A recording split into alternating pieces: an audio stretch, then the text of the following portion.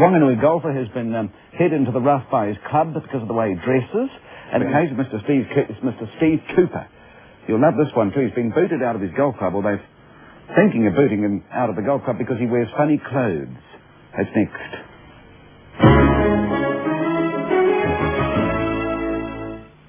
Cooper in Wanganui, because the Castle Cliff Golf Club, they don't like his clothes.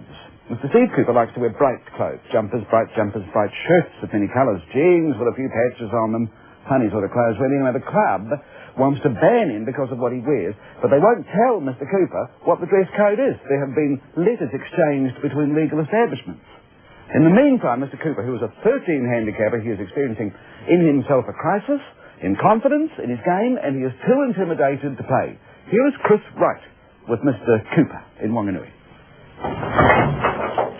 Steve Cooper likes to do this as often as possible. Packing up his old Datsun with his clubs and golf gear, the 34-year-old signwriter heads off to a day on the links.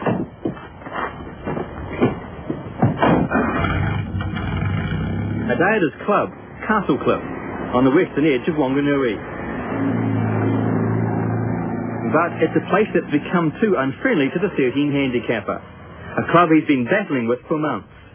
And it's a club that doesn't welcome first-time golfers like myself, especially when accompanied by a television camera. You've got no comment to make. I'm asking you to take your camera and leave the golf course. What about Steve? Can he play? I've got no comment to make. The reason we can't film or even play here is all about Steve's bright jersey and the patches on his jeans. These apparently enraged Castle Cliff golfers, or at least the secretary we spoke to.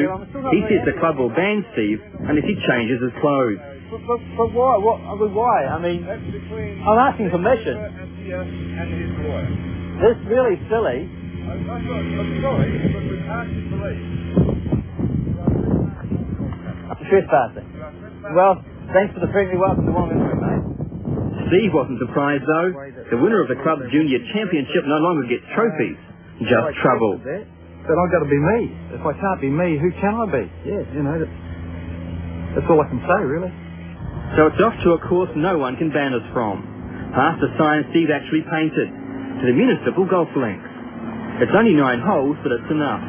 The welcome here is very different. Why is he welcome here? Well, because we just want people to enjoy themselves, and we're a public course, and casual players are welcome here, and people can express themselves with their clothes however they wish. For first-timers, golf still holds mystery, but for Steve Cooper, practice pays off. No, it's not there, mate. I'll take that one. But it's not just a sport for him, it's therapy too. I was 3.5 stone overweight from taking lithium and sleeping a lot, and golf's helped me to get back on my feet again. It's obvious Steve loves his golf. It's a way of handling stress. His lawyer has sent letter after letter to the club to try and sort out the problem. Asking them if they would please send us a code so we could fit in with it, but they in fact did not do that, and they don't want to do that.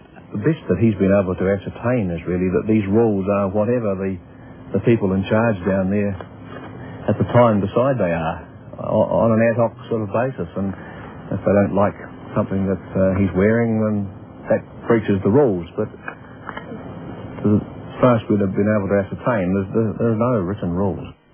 Steve was told a majority at Castle Cliff complained about him, but the few members we met don't remember a vote, and they don't mind Steve either. When he's played with me, he's been reasonably well dressed. Well, I think he should be left alone, really. So Steve waits.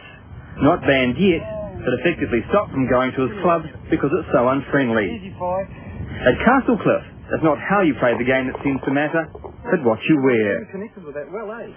Yes, and now Stephen's golfing future may be shaky, but he's already achieved every golfer's dream. He has achieved a hole-in-one, he tells us. Not, of course, at Castle Cliff. Didn't look like a very flash sort of a golf club anyway. The state of the lawns, what we saw of them, did it? Now,